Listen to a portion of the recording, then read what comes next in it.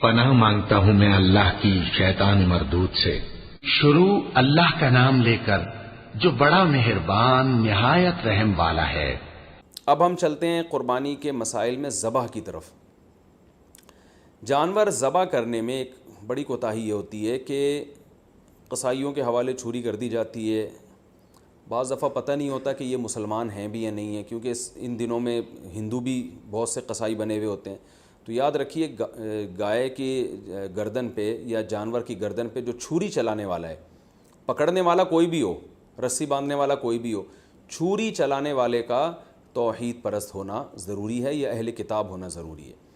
تو اس لیے یہ دیکھ لیں کہ یہ مسلم بھی ہے یا نہیں ہے۔ اور تو بلا وجہ خام خواہ میں کوئی کہہ رہا ہوں میں مسلمان ہوں تو اب یہ نہیں کہ لیبارٹری چیک کے لیے بھیج دیا آپ نے اس کو کہ ہے بھی کہ نہیں ہے، اتنی تحقیق کی ضرورت نہیں ہے۔ تو بس یہ پہلے تحقیق کر لیا کریں بھائی مسلمان ہو، توحید پرست ہو، ایک اللہ کو مانتے ہو، نبی صلی اللہ علیہ وسلم کی ختم نبوت کے قائل ہو، اور نبی صلی اللہ علیہ وسلم کو مختار کل، مشکل کشا، حاجت روا تو نہیں سمجھتے۔ تو جو توحید کا عقیدہ ہے نا وہ بہرحال پہلے ضروری ہے، جو بیسک اسلام کے عقائد ہیں وہ اس کو پتہ ہونے چاہیے۔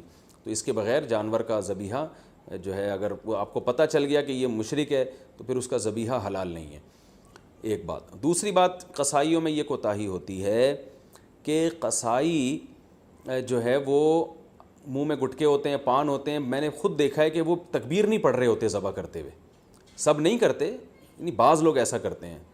تو اگر جان بوجھ کر کسی نے تکبیر چھوڑ دی ہے تو بھی جانور مردار ہو جائے گا۔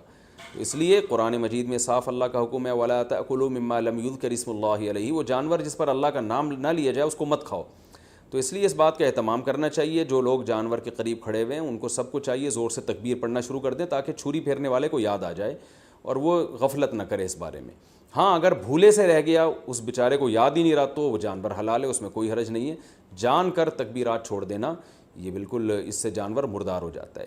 بعض اب ایسے ہوتا ہے کہ ایک آدمی سے چھری چل نہیں رہی ہوتی تو دوسرا بھی ہاتھ لگا دیتا ہے، یار ہم دونوں مل کے چھری چلا دیتے ہیں۔ تو دو آدمیوں نے اگر چھری چلائی ہے تو پھر دونوں پر تکبیر پڑھنا واجب ہے، دونوں میں سے ایک بھی اگر تکبیر چھوڑ دے گا تو جانور حلال نہیں ہوگا، اس کا خیال کیا کریں۔ اور ویسے بھی جانور کو خود ذبح کیا کریں۔ علماء کہتے ہیں کہ جانور ذبح کرنے والا جو جس کی قربانی ہے نا وہ خود ذبح کرے گا تو اس میں زیادہ ثواب ہے۔ ایک کوتاہی جو بہت عرصے سے میں بتاتا چلا آ رہا ہوں، قصائی جانور ذبح کرنے کے بعد 4 رگیں کٹنے کے بعد حرام مغز میں چاقو مارتے ہیں، یہ بالکل غلط ہے۔ صرف 4 رگیں کاٹ کے جانور کو چھوڑ دینا ہے تاکہ بلیڈنگ زیادہ ہو، اس کا خون نکل جائے باڈی سے۔ قصائیوں کے پاس ٹائم کم ہوتا ہے، وہ جلد بازی میں ہوتے ہیں، لہذا وہ کہتے ہیں کون اتنی دیر جانور کے ٹھنڈا ہونے کا انتظار کرے۔ بالکل ایسے ہی جیسے خواتین کو جب ڈیلیوری ہوتی ہے نا، بچہ پیدا ہوتا ہے تو بعض گائنی کی ڈاکٹر کہتی ہیں کون اتنی دیر انتظار کرے گا، لاؤ چاپڑ، چاقو، کینچی لاؤ، پیٹ چاک کرو اور آپریشن کر کے بچہ باہر نکالو، ہم نے دوسرا کیس بھی نمٹانا ہے۔ تو ہر آدمی جلدی میں گھوڑے پہ بیٹھا ہوا ہے، تو قصائی تو آپ کو پتہ ہے اس وقت جیٹ طیاروں پہ بیٹھے ہوئے ہوتے ہیں بقرعید والے دن، تو ان کے پاس اتنا ٹائم نہیں ہوتا جانور کی 4 رگیں کاٹیں پھر چھوڑ دیں، بلیڈنگ ہوگی، خون نکلے گا۔ وہ کہتے ہیں یار بس جلدی سے نا اس کے حرام مغز میں چاقو مارتے ہیں گردن میں، اور جانور کو تکلیف بھی ہوتی ہے اس سے اور جلدی مردار ہو جاتا ہے۔ اس کا نقصان یہ ہوتا ہے کہ جتنی بلیڈنگ ہونی چاہیے، خون نکلنا چاہیے، نکلتا نہیں ہے۔ تو اس سے 3 نقصان، پہلا نقصان مکروہ عمل ہے، یہ شریعت میں یہ طریقہ ہمیں ذبح کرنے کا نہیں بتایا۔ دوسرا نقصان، جو گوشت میں خون باقی رہ جاتا ہے، جو ذبح کرنے کا مقصد ہے وہ پورا حاصل نہیں ہوتا۔ تیسرا نقصان، گوشت کی لذت بھی کم ہو جاتی ہے۔ اور چوتھا ایک اور نقصان، گوشت میں جو بیماریاں ہیں آپ کو پتہ ہے بلڈ کی وجہ سے ہوتی ہیں، کہ بلڈ اگر گوشت میں رہ جائے تو اس میں بیماریاں بھی رہ جاتی ہیں، اگر خون اچھی طرح نکل جائے تو گوشت بیماریوں سے بھی صاف ہو جاتا ہے۔ تو یہ 4 فائدے ہیں جن کی وجہ سے آپ قصائی کو مجبور کیا کریں کہ بھائی ذرا تھوڑی دیر جو ہے نا صبر کرو، اور اگر پھر بھی صبر نہیں کرتا تو جس کھونٹے سے آپ نے گائے کو باندھا تھا، جیسے ہی جانور ذبح ہو فوراً جو جتنے آدمی جانور پہ تھے وہ سارے جانور کو چھوڑ کے قصائی پہ آ جائیں اور اس کھونٹے سے اس کو باندھ دیں تاکہ جانور آرام سے خود سے ٹھنڈا ہو جائے۔ یہ بھی کرتے ہیں کہ جانور ٹھنڈا ہوا نہیں ہوتا کھال اتارنا شروع کر دیتے ہیں اس کی، تو یہ بھی غلط ہے۔ لیکن اگر ایسے جو وہ قصائی جو پکڑائی میں نہیں آ رہا، اگر آپ نے اس کو کھونٹوں سے باندھ دیا تو انشاءاللہ یہ تمام ٹینشنیں آپ کی حل ہو جائیں گی۔ قصائی حضرات ناراض ہوتے ہیں میری ان باتوں سے، بھائی میں آپ کے بارے میں بات ہی نہیں کر رہا، میں ان قصائیوں کے بارے میں بات کر رہا ہوں جو شرافت سے کنٹرول میں آ نہیں رہے۔ تو آپ تو ماشاءاللہ اچھے لوگ ہیں، جو میرا بیان سن رہے ہیں آپ تو جانور کی 4 رگیں کاٹیں گے، اس کے بعد آپ آرام سے بیٹھ جائیں گے یا دوسرے جانور کو گرانے کی فکر میں لگ جائیں گے، اور یہ جب اس کی بلیڈنگ ہو جائے گی اچھی طرح سے تو ٹھنڈا ہو جائے گا تو پھر آپ اس کا گوشت کاٹیں گے اور کھال اتاریں گے آپ اس کی. تو آپ کے بارے میں بات کر نہیں رہا، میں ان کسائیوں کے بارے میں بات کر رہا ہوں جو جلد باز ہیں. اچھا بھائی، اب مسئلہ یہ ہے کہ گوشت کی تقسیم میں تول کے گوشت تقسیم کرنا ضروری ہے. خوب اچھی طرح سمجھ لیں، گوشت سودی اموال میں سے ہے، لہذا گوشت کے جب 7 حصے ہوں گے تو تول کے ہوں گے. یہ خوب سمجھ لیں. لوگ کہتے ہیں ہم راضی ہیں، تو راضی ہونے کا مسئلہ نہیں ہے، یہ سودی اموال میں سے ہے. اب میں اس کی ڈیٹیل میں جاؤں گا تو یہ کلپ بہت زیادہ لمبا ہو جائے گا، تو اس لیے بس علماء کی بات پر اعتماد کر لیں. اس کو تول کے تقسیم کرنا واجب ہے. اگر تول کے تقسیم سے بچنا چاہیں تو 60 ڈھیریاں بنا کر 7 میں کلیجی ملا دیں، تو پھر تول کے تقسیم کرنا واجب نہیں رہے گا. اس کے دلائل کیا ہیں یہ کسی اور وقت انشاءاللہ بیان کروں گا.